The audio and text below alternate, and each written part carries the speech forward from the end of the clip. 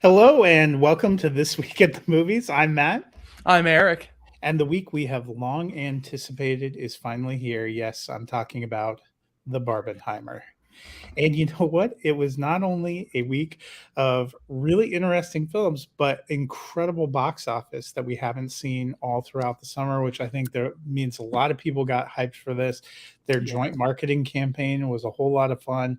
So was going to see the movies. I saw it in that order: Barbie and then Oppenheimer. And I am Aha. wearing this pink shirt for Barbie and my wife. Eric, which order did you get to see them in? Oppenheimer and then Barbie. That's probably a happier way to have seen it 'cause No. I'm No. going I'm going to be honest.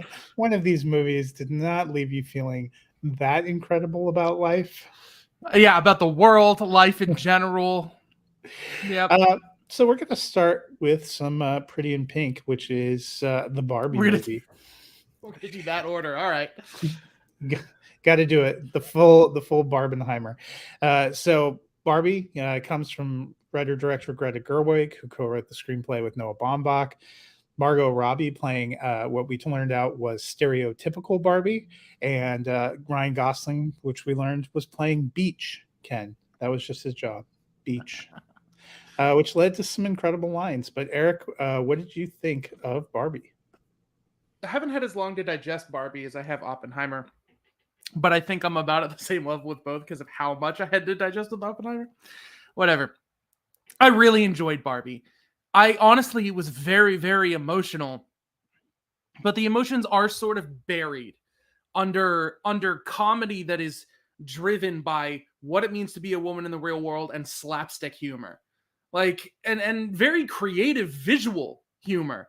And there's many different levels to appreciate the movie on, but I gotta be honest, this is a strong but only one thumb up for me, because and I could be biased because of the name Noah Baumbach. If I didn't know that he was one of the writers, I don't know if I would have felt as much like this movie is pulled in too many different directions.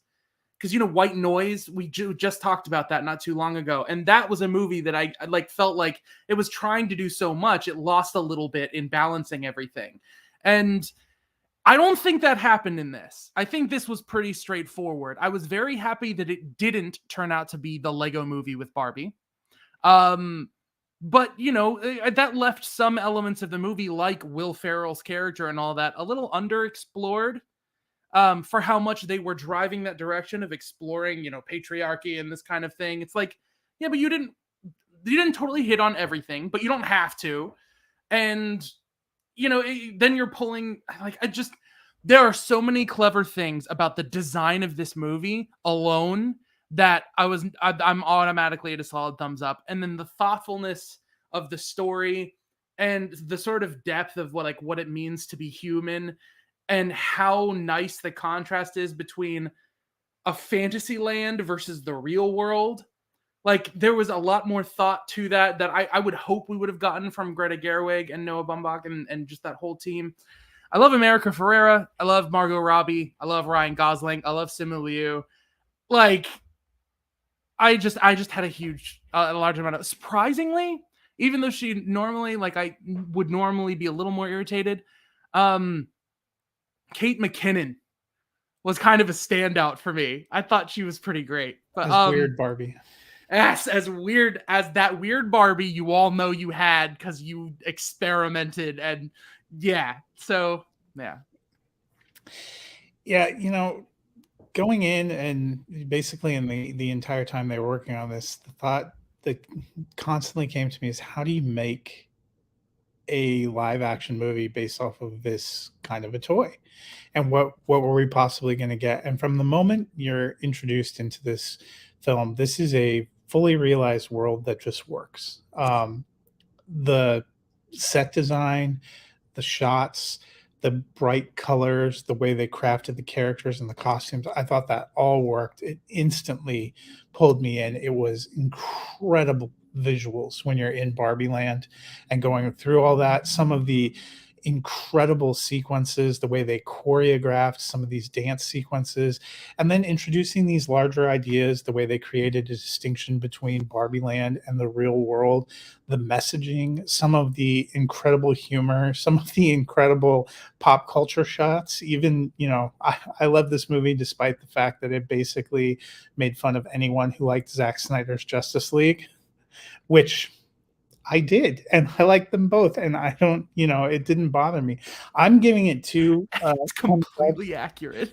It was one of my favorite movies of the year so far. Margot Robbie's incredible. Ryan Gosling, really incredible. You mentioned I loved America Ferrera. I loved Kate McKinnon. One of the people that steals the show is Michael Cera as Alan. Just remembering how kind of ridiculous Alan was as a doll. And they make so many jokes about the Barbie doll experiments that didn't work, like Who Wants a Pregnant Barbie, but they tried that at one point in time. The wealth of talent, the depth of thought, and then just some beautiful emotional beats too. The last act of this movie really gets you, really speaks to women, but I think it can be appreciated by non-women. I'm not a woman. I Oh, certainly absolutely. appreciated this, but it really speaks to what it means to be a woman in this culture and what it means to be human. And I thought it was beautiful. Yeah. I like things that make me feel like like learned something. Like, I don't know, it's not hard to say because it's not like you learn anything new in this movie that's not something that people have already talked about. But there is something about watching this that is a nice reminder of, oh yeah, man, we really structure things socially in this world in a weird way where things could naturally move different ways. And why do we set weird rules around why certain people do certain things? Like, I love the whole sequence of Barbie and Ken's first arrival into the real world is like one of the greatest things I've seen in a movie like recently. It's just like Ken's whole like I don't feel anything weird at all. She's like, there's like an air of violence in the air. Like there's just Patriarchy. yeah, and he's so excited by that. He's like, what? This idea of patriarchy. Like he's carrying these books to every job interview. Like it's It was just a beautiful fusion of a lot of ideas, really well crafted. Yeah. Well crafted also describes our second movie, which is a little bit heavier, and that would be Christopher Nolan's latest film, Oppenheimer, which focuses on J. Robert Oppenheimer, the physicist who famously led the Manhattan Project. This movie clocks in at a brief 3 hours. Probably employs That's every, weirdly accurate. A brief 3 hours is a good description. as people have commented, probably employs every white male actor in Hollywood and a couple of ladies, but really probably the most ambitious project that Christopher Nolan has ever done. One of the most intense too. You can tell that from the trailers. So, Eric, how did Oppenheimer live up or not live up to your expectations? I can't go first with this one.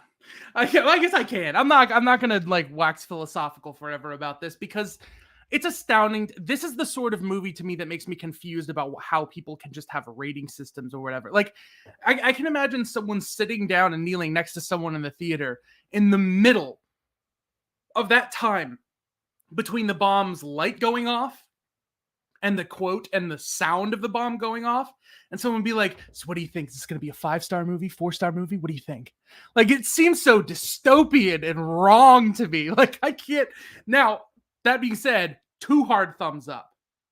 But that is not because of positive emotions. This wrecked me. I was tearing up out of anger at a couple of points in this movie.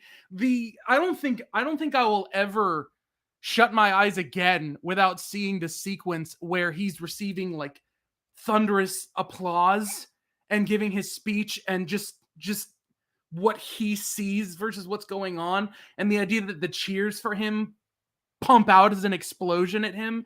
That was the biggest jump scare in the horror movie element of this. This is a courtroom drama, a horror movie. How many things is this that people have commented on? And it balances all these things so well. Like, everyone keeps talking about who their favorite actor is because of the stacked cast. But to me, the movie is greater than the sum of its parts. Any one element, besides maybe Cillian Murphy, who I think does live up to the sum of the movie, I don't think is particularly the reason why the movie's great. I just think it's the cohesive whole of it. And so really credit all comes down to Christopher Nolan. This is one of those auteur movies that is just the steady hand of a singular vision creating something that is full throttle nonstop. I mean, I felt the 3 hours in this movie, but it's not like I had a chance to breathe. It was going by so fast. Like, people, I think the only other time I've heard someone like say this is it's with like Goodfellas and some other Scorsese movies where it feels like a 3 hour trailer for somebody's life. You know, like it's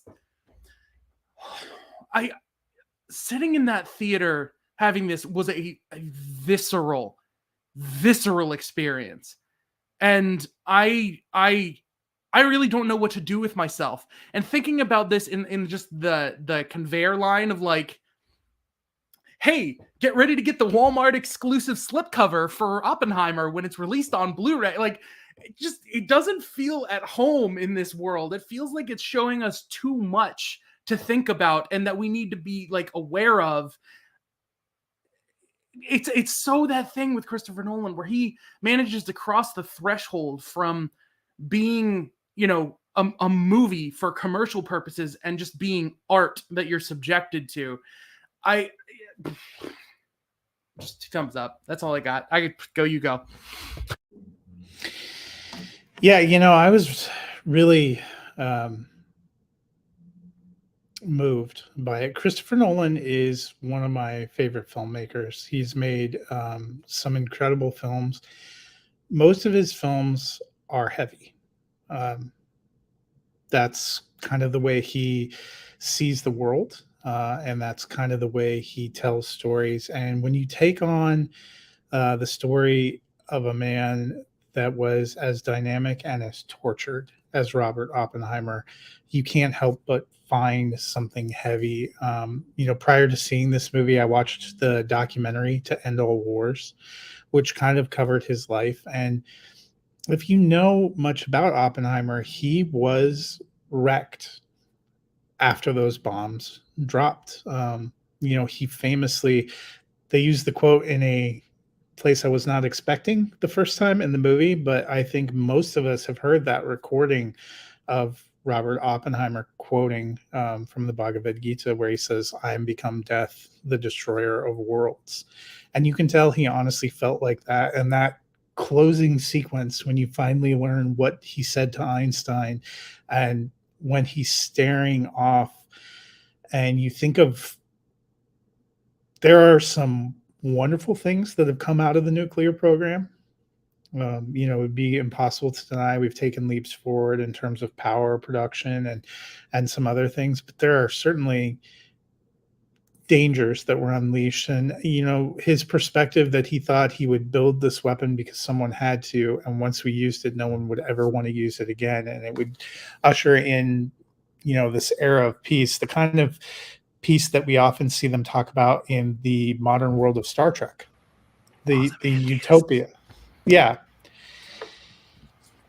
So you feel all that. I'm with you. Murphy gives an incredible performance. I also loved the dichotomy with Louis Strauss storyline and Robert Downey Jr., who is equally fierce. Alden Ehrenreich, people have been all over the board about him as an actor, but I think when you see something like this, you remember how good and how talented he is, and that he should not be held responsible for whatever was going on with a solo story, which I maintain is not as bad as some people make it out to be. I thought he was very good in this role opposite Robert Downey Jr. Their back and forth was pretty incredible. But that idea of starting with fission and fusion, color for the perspective of Robert Oppenheimer, black and white for the perspective of Strauss, really made that dynamic back and forth go. I understand the criticisms. Not everyone's story gets fully fleshed out and told. Not everyone's story of background characters or characters that were important to Robert Oppenheimer get perhaps the justice they should. I get the frustration with how Jean Tatlock was portrayed. Um, I don't know that there is a fair answer to that, other than for me, this movie was about Robert Oppenheimer Oppenheimer. and seeing the world through Robert Oppenheimer's eyes. And I think that's what they were trying to do. And in fact, he took a lot of grief and made it all about him. You know, to me, that was why his wife slapped him out in the woods and said, "You don't get to play the victim here and do all these other things." The cinematography is incredible. I love Nolan's commitment to not using CGI. Um, it gives it a Turns out, very real, lived-in feel. mhm. Um, the practical effects take a lot of time, but they give you just something you're not expecting. The depth of performances here. This is probably a movie you honestly have to see a few times and chew on for a few weeks to fully appreciate. I, like you, am giving it 2 thumbs up. It was like pulling teeth for me to decide which of these 2 films. I thought they were both incredible. I have them both up in my top 3 for the year right now. That we were blessed to have them both release on the same weekend is just incredible. Yeah. There are so many things you said that made me think of so many little things from that experience that I wanted to say. But I think something that is interesting about Oppenheimer is exactly like you said. Jean Tatlock is a great example where her character, in terms of someone creating a movie, is treated kind of poorly. And yet the movie also is written to criticize Oppenheimer for his poor treatment and utilization of her without really treating her better. You know, it's a movie that's just as much about how wrong things are as it is about how right things are. It's very pro-America and also very critical of America for being pro-America. I think my wife said it first, and I'm fascinated by the idea of wanting to hear reviews of this movie from Japanese outlets, Russian outlets. Like, I want to know the opinion of the world on this. Like, it's yeah, I agree that some characters aren't like you could just go actor by actor and have a whole different perspective on this movie. I will say one thing. Josh Hartnett, who I call Daddy Yum Yum for the purposes of this movie, he is apparently on the short list for playing Harvey Dent in the Batman 2. If he is not cast, I will find you and I will kill you. No, I like I mean, that's how good and how deep this bench is. Like, Hartnett gives an incredible performance, and I almost forgot he was in it. Yep. Not Okay. forgot, but you know, The when you're one trying to remember everyone. the one casting that I would say is a mistake, which honestly isn't really, is Josh Peck as the man who hits the button. It was just distracting to me, but that wasn't enough to take away any of the emotion. So I'm sitting here like this in the theater, and I'm like, why is it him? Like, I'm still like clenched up against my seat. Yeah. Both of these movies stand under narratives about men who rule the world and with their ingenuity drive it towards self-destruction. And in some part, both movies are about the women who stand in the background of that and what happens to their voices, and should they be louder, should they be more accepted and whatnot. It is very weird that these movies came out the same weekend and have these hard threads that you can see, and one is just such a commercial product from Warner Brothers, who Christopher Nolan infamously left because of their practices when it comes to streaming and all of that. So just watching from the Universal logo on in Oppenheimer, I'm thinking about Barbie, because that is like they're tied together. And I honestly, I kind of love that. And yeah, it's just a So great week for the movies. let me ask you on a quick reflection, where does Oppenheimer sit among Christopher Nolan's films? I will say my first pass, I still have The Dark Knight, Inception, and The Dark Knight Rises above it, but then I slotted it right there. There are two scales for me for Christopher Nolan. One of them is excitement, and one of them is existentialism.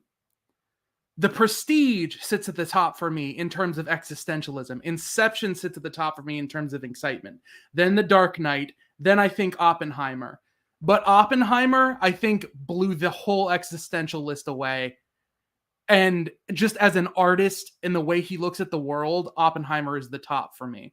But if I'm looking to Christopher Nolan as like a commercial filmmaker, it's still Inception for me.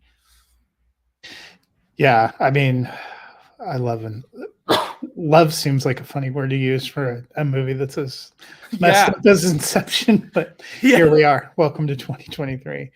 Yeah. Well, that is a wrap on the big Barbenheimer weekend. I think next weekend is going to produce a movie of equal quality. We're from the Walt Disney Company called The Haunted Mansion, which will give us an opportunity to look at other films based on theme park rides.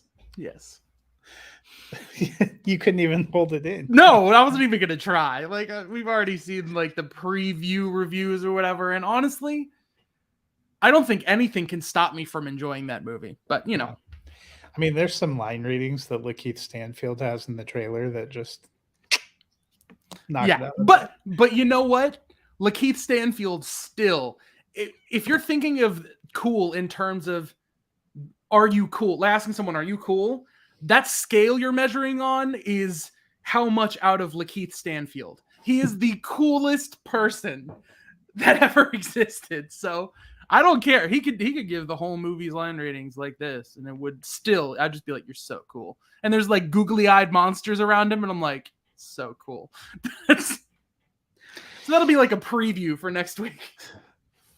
Well, until then, I hope you get a chance to see both Barbie and Oppenheimer now playing in theaters, and we'll see you at the movies.